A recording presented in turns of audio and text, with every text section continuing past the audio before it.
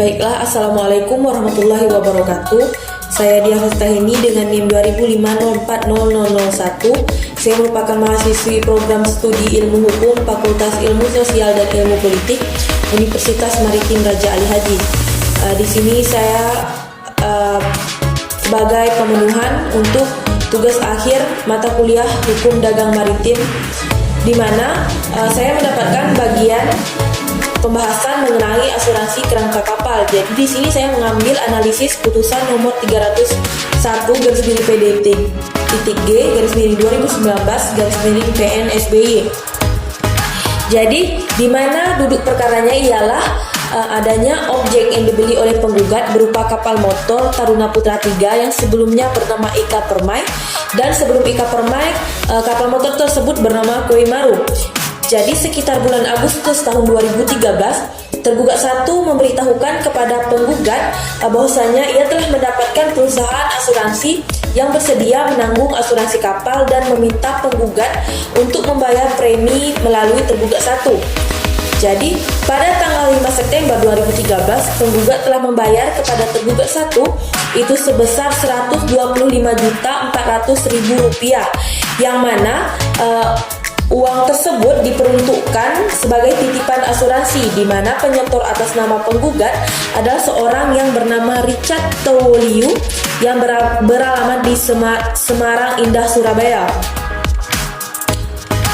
Jadi pembayaran tersebut dilakukan pada rekening yang berdasarkan slip penyetoran PT BRI. Namun proses tersebut tidak melalui jasa broker yang disepakati dalam perjanjian dengan penggugat sebagaimana tersebut dalam angka 4 huruf B di atas, yaitu PT Beringin Sejahtera Makmur. Juga dalam hal menunjuk perusahaan asuransi yang menjadi rekan tergugat 1 tidak melibatkan jasa broker yang telah disepakati. Jadi hal tersebut patut diduga sebagai sebab lamanya proses asuransi kapal Taruna Putra 3 yang dimiliki oleh PT Pelayaran Lautan Cahaya Kumala, di mana hal tersebut perusahaan milik penggugat. Sehingga penggugat merasa sangat dirugikan atas dikeluarkannya premi asuransi tertanggal 27 September 2013, di mana kapal penggugat yang menjadi objek pertanggungan asuransi telah tenggelam sebelum polis asuransi dimaksud terbit. Jadi patut diduga bahwasanya tergugat 1 telah terlambat melakukan pembayaran premi asuransi atas nama penggugat pada tergugat 2 tanpa alasan yang dapat dibenarkan. Menurut penggugat 1, kelalaian tergugat 1 sangat merugikan kepentingan hukum penggugat. Jadi penggugat telah mendapatkan kwitansi duplikat pembayaran premi asuransi dari tergugat 1 yang telah membayar kepada tergugat 2 dengan nomor registrasi 13030131, kwitansi nomor 16.060.0500.06.2013 atas nama PT Pelayaran Cahaya Lautan Kumala yang merupakan perusahaan milik penggugat sebesar Rp50.030.000, di mana tertulis tujuan pembayaran untuk premi polis asuransi Marine Hull tertanggal 27 September 2013 sampai 27 September 2014. Masuk ke analisa hukum dan dasar hukum. Jadi menurut saya pendapat yang dapat dicermati secara seksama, maka hubungan hukum antara penggugat dengan turut tergugat 1 berdasarkan Marine Hull polisi nomor sekian sebagai berikut, di mana dalam angka 7 halaman 7 gugatan menyatakan perbuatan turut tergugat 1 tidak membayar klaim asuransi kepada tergugat sebesar 20% senilai Rp1.100.000.000 adalah perbuatan melanggar hukum, perbuatan melawan hukum. Yang kedua, di angka 10 halaman 7 gugatan menyatakan menghukum turut tergugat 1 ganti kerugian sebesar Rp1.100.000.000 kepada penggugat, yang mana itu berupa tuntutan ganti rugi yang dituntut jelas dan nyata berasal dari Marine Hull Police nomor sekian tadi. Karena gugatan telah nyata dan jelas menggabungkan gugatan perbuatan melawan hukum dan perbuatan ingkar janji, hal yang mana perbuatan melawan hukum berdasarkan pasal 1365 KUH Perdata tidak dibenarkan digabungkan dengan perbuatan ingkar janji atau wan prestasi berdasarkan pasal 1243 KUH Perdata dalam satu gugatan.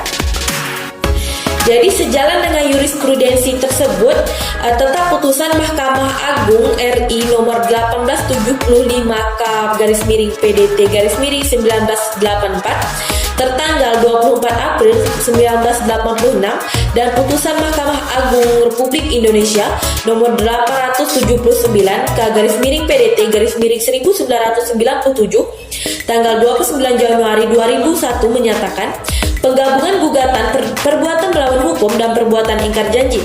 Perbuatan melawan hukum berdasarkan pasal 1365 KUH Perdata tidak dibenarkan digabungkan dengan perbuatan ingkar janji ataupun wan prestasi berdasarkan pasal 1243 KUH Perdata dalam satu gugatan menurut tertib beracara perdata, sehingga keduanya harus diselesaikan secara tersendiri.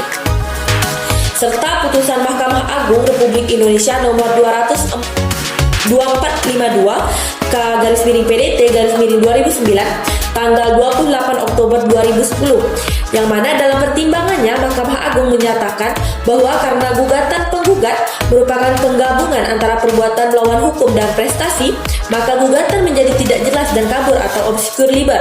Dengan demikian, berdasarkan uraian hal tersebut, maka in casu gugatan penggugat telah memenuhi syarat termasuk atau dapat dikualifikasikan gugatan kabur atau obscur liber tadi. Karena turut tergugat satu patut dan wajar memohon kepada majelis hakim yang terhormat yang memeriksa serta memutus perkara AKIO untuk menerima eksepsi turut tergugat satu dan menyatakan gugatan AKIO tidak dapat diterima. Maka penggugat dikualifikasikan termasuk pihak yang tidak berhak ataupun tidak berwenang untuk melakukan tuntutan klaim atau penggantian terhadap turut tergugat satu. Sehingga demi hukum, tuntutan klaim atau penggantian sebesar 20% dari keseluruhan nilai pertanggungan, yakni senilai 1.100.000.000 rupiah harus dikesampingkan dan turut tergugat satu dibebaskan ataupun dilepaskan dari segala tuntutan atau klaim berdasarkan Marine Hull Police nomor sekian. Patut dan wajar memohon majelis hakim yang mulia untuk berkenaan menolak dan setidak-tidaknya tidak menerima dalil-dalil dari penggugat. Baiklah, sekian yang dapat saya sampaikan mengenai asuransi kapal dengan analisis putusan nomor 301/PDT-G/2019/PN Surabaya. Terlebih dan terkurang saya mohon maaf. Assalamualaikum warahmatullahi wabarakatuh.